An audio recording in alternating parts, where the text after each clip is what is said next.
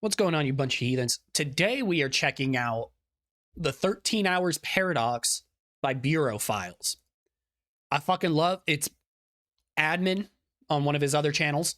I believe this one is mainly about movies and whatnot. I fucking love him. This one, I think I vaguely know what it's going to be about. I think it's about the theory that Jim from The Office went on to become John Silva or whatever and become a SEAL or whatever. Because I know that I vaguely remember that meme going around a bit ago. But this just seemed really cool and I wanted to check it out. So let's jump in. In the movie 13 Hours, The Secret Soldiers of Benghazi, there is really a good scene movie where all the guys are in the team room and they're watching Tropic Thunder. And this begs the question, what if instead of watching Tropic Thunder, they were watching The Office? Gentlemen, welcome back to Bureau Files. On this episode of Bureau Files, we're playing with a theory, the 13 Hours Paradox. Now, what is this paradox? You may ask. I think Good I know what question. this is. Thank you, viewer. You are quite inquisitive. Your curiosity will take you many places in life. So in theory, in the movie 13 Hours, it's a movie that takes place in our reality. It takes place in the year 2012, but it stars actors that have prior works of fiction and or other works out there in the world. And with a movie that takes place in reality, those actors in that world could come across their prior work. Does that make sense? I have an audience in here, you just can't see them, they're off camera. I tried to find a name for this paradox and I came across things such as metafictional paradox or a recursive reality paradox. You mean kind of like how Keanu Reeves exists in the Sonic universe as shown by Sonic 1 when he says Keanu is a treasure when they're watching Speed, and then Keanu Reeves then proceeds to go and voice Shadow in the third movie? Kind of like that, I guess. I remember watching Sonic 3. I can't remember whether or not they ever mentioned that he kind of sounds like Keanu. That might have been too meta a joke for them to make, but yeah. Also kind of like how the Russo brothers missed the fucking chance to do between Benedict Cumberbatch and Robert Downey Jr. for them to have a no shit Sherlock joke between them because they both played Sherlock. That would have been really cool. But I think it's more so the first one with Sonic and Keanu and whatnot type shit. Paradox. But I like to call it the 13 Hours Paradox because it's where I first noticed it. Also, recursive reality and metafictional didn't really seem to fit what I was going for in this instance. To reiterate, also the sounds 13 too Hours pretentious. Paradox rules are as follows. A movie based on our reality where an actor could come across their own work. To keep things simple, of course, and realistic to the timelines, the dates have to match up with the dates portrayed in the movie, not when the movie came out, to their prior work that would predate the events in the movie. This makes sense when I'm like saying this, right? No. So, of course, for 13 Hours took place September 11, 2012. Because it's... Where was it? Yeah, if John Wick saw Neo in the Matrix, it'd be a paradox. All of the actors' work in that or a glitch movie in the would system have to predate the events of September 11, 2012. Are you staying with me, son? Are you tracking, kid? I hope I explained the rules of this clear enough. If I lost you anywhere along the way, I'm sorry, and you may be a simpleton. Don't worry, you're in good company, for I too am an idiot. I thought about making it even more confusing, say if a character survived the real-world events like John Krasinski's character in 13 Hours, that he could go on to keep seeing John Krasinski's work, so then John Krasinski would see... Holy shit, this is confusing. I could make this more confusing all in the that sense shit. that the people that survive these events, their characters that portray them, would go on to see a movie starring the characters that portray them. For instance, John Krasinski's Jack Silva would go on to watch a movie directed by Michael Bay starring John Krasinski. But then again, even trying to get the line out for that so part you're just going straight into a fucking full-on loop. Paradoxes in general confound me. They're hard to keep track of because it's paradoxical. It both is and it isn't. It's paradoxical, and yet it works. That being said, someone trying to make a YouTube video about a subject that they don't quite understand themselves is peak YouTube, and I myself am all here for it. This 13 Hours Paradox that I have coined got me wondering, are there any other styles of movies where this could potentially happen? It sent me down a rabbit hole, and from there I learned there are plenty of examples that we can go over. I then decided to narrow it down to movies that take place during the GWOT. Do you know what GWOT stands for, boys and girls? The Global War on Terror. Do you know what the Global War on Terror is? I'll give you a quick synopsis. 9/11. Synopsis. Over. Also, keeping it to this theme kind of fits with Bureau Files because it feels like most of the videos have some sort of violent conflict involved because, if we're being honest with ourselves, violence, technically, when it comes to history and movies, is sometimes one of the most interesting, at least to dudes. And based off my channel it really demographics, is. most of you are the bros. No girls allowed, except for my mom. Hi, Mom. Also, I don't plan to elaborate on every piece of media that the actor may have been in. Just the ones that I find interesting. It's my channel, my rules, so I can do Your that. video, your Of rules, course, yeah, we will exactly. start with 13 Hours, The Secret Soldiers of Benghazi. 13 Hours. The real life events of 13 Hours are somewhat interesting, filled with some controversy though. Oftentimes, A people whole point lot. fingers at Hillary Clinton for a poor job of helping out those in need, those being attacked at the CIA compound in Benghazi, Libya. I do remember at the time there was fingers being pointed at some random dude on the internet that made like a YouTube video, and they were like saying that that was the reason they attacked a CIA compound in Benghazi, Libya. I thought they like arrested that dude and like took him to jail or prison or whatever. This was a while ago. This was before I was into like politics. I was still a child. Well, not a child. Yeah, I was in high school. I was an NPC. I I was a vaguely, young NPC very kid. I wasn't vaguely active. remember This this. video doesn't reflect your average American's view of Islam. 13 Hours being the work of Michael Bay, going over the events of September 11, 2012. John Krasinski.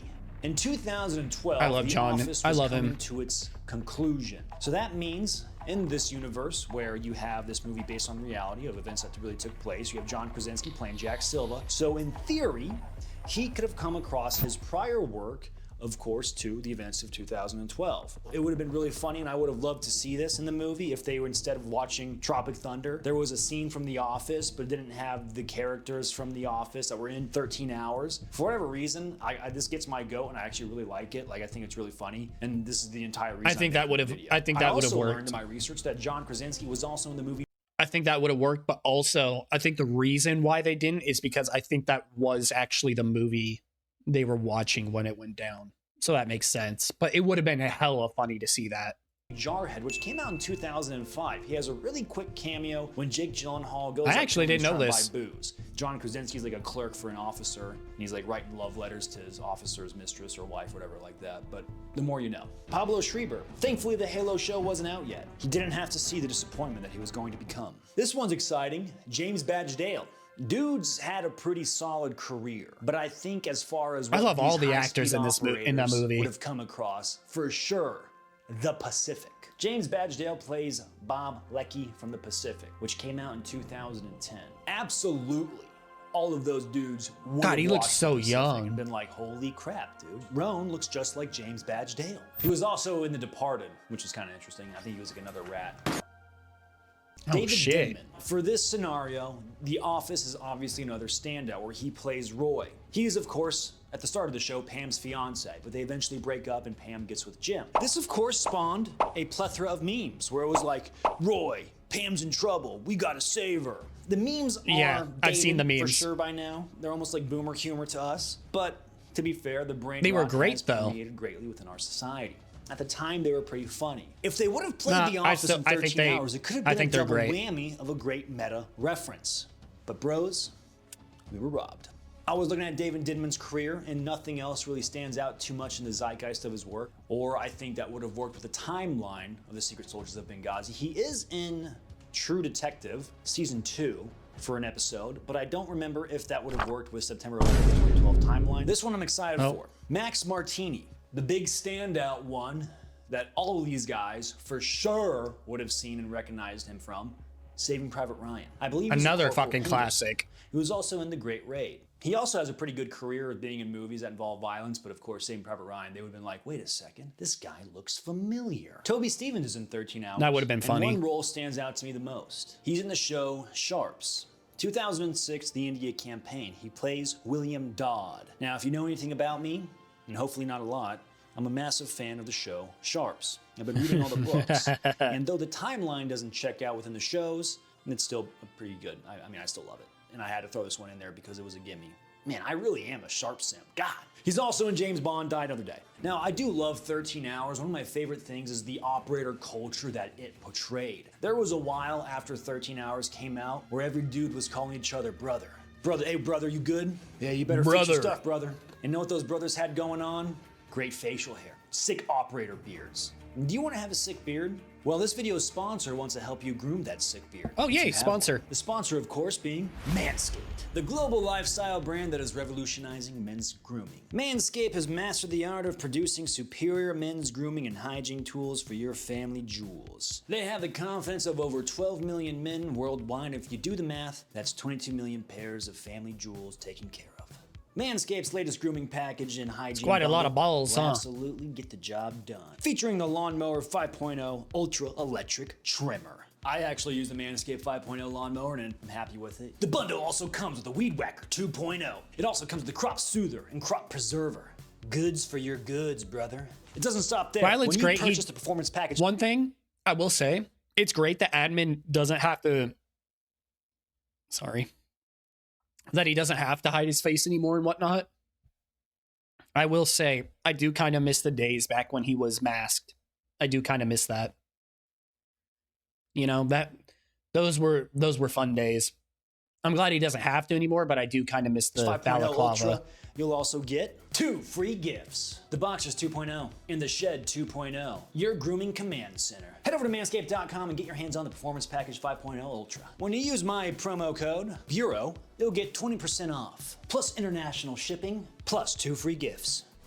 Big thank you to Manscaped. Next up, Lone Survivor. Thank you, Context on Lone Manscaped. Survivor. It's about a SEAL team that's going to do some reconnaissance and surveillance. But then they get compromised by some local goat herders and things go south pretty quick. Out of the 4-man reconnaissance team, 3 were killed with the 1 survivor, the lone survivor, being Marcus Luttrell. Things also got worse, but I'm giving you a really quick speed run of it. If you want to go check it out yourself, I'd encourage you to. Now, controversy aside, and I Another don't great get into movie. that's a whole different topic. We have Lone Survivor. Another which great takes movie. place in the year 2005 in real life. The movie Operation stars Red Wings. Mark Wahlberg. Marky Mark. Get those good vibrations. Get your sweet sensations. He's never gonna live that down, is he? Feel it. Bum, bum, bum, bum. You guys hear that song? Get your good vibrations. Okay. Now in the movie, I love the fact Mark that admin Wahlberg gets memes. portrays That's funny. Marcus Luttrell. Well, I don't know what part of the film you were watching, but hopelessness never really came into it. I mean, where did you see that? Roles prior to 2005 would be the movie Damn. 3 Kings, 1999. Are we shooting? He played Sergeant First Class Troy Barlow. 2001. Never actually seen Mark 3 Wahlberg Kings. takes on the Monkeys. Planet of the Apes. Played Captain Leo Davidson. The Italian Job. 2003. Played Seen Charlie this. Crocker. I feel like all those Navy SEALs would have seen those movies for sure and been like, dude, Marcus. At looks least just one like of that those dude from movies. Planet of the Apes. Looks just like him. Marcus, you look just like Mark Wahlberg from Planet of the Apes. It's a game-breaking theory, this 13 Hours paradox. The Mark Wahlberg Monkey Man would be ruining the brains of the Navy SEALs in Afghanistan. Taylor Kitsch, funny enough, of course, in this movie, but his acting career didn't really get going until 2006 with Friday Night Lights. Emil Hirsch is in Lone Survivor, and the only thing that I can remember him from is The Girl Next Door. 2004. So potentially those SEALs could have seen Emil Hirsch in 2004, Girl Next Door. I mean, I saw the movie. Ben Foster. He was in Maybe. The Punisher, 2004. I actually liked that Punisher a lot, dude. I thought that was a fun one. I thought it was like a Yeah, good, it was fun. John Travolta's the bad guy. It is fun. I do prefer the Netflix reboot that they did with who is it? John Herschel? Whatever the fuck the guy's name is, I can't remember. He was an amazing Punisher. He is my Punisher. I fucking love him. Where things spice up, boys. Eric Bana. Eric Bana plays another Eric Christensen. Roles prior to 2005. God, I know him in so much You boys shit. ever hear of Black Hawk Down, 2001? Eric Bana plays Hoot. Absolutely. That's where Those I know Navy him from. SEALs saw Black Hawk Down. They'd been like, dude, Christensen looks just like Hoot. Holy shit. Holy Yeah, Christensen. they definitely would have This guy- seen it. Yeah, this guy looks just like you. The Hulk, 2003. This is a fun one. Troy, 2004. He plays Hector, Prince of Troy. Get up, Prince of Troy. I won't have a rock steal my glory. I will say on the topic of Troy, there's a scene Oh, where God. the Trojans are outside of their city, and they battle the Greeks. And it's like, why are you guys outside of your city walls fighting the Greeks like this? Doesn't make any sense. If you have these massive city walls, why go outside of them? Why do that? I don't know. If I was a Movie Trojan, I'd be like, reasons. dude, what the hell are we not doing inside of the city? That's not how sieges go. I mean, you could like sally from a siege, like you would make like counterattacks and like maybe try and disrupt their siege engines, but like an all-out pitched battle. Like, did the Greeks just watch the Trojans come out of the gate and then eventually line up and like, all right, sick, let's go fight them? That's probably what happened. I'm sorry.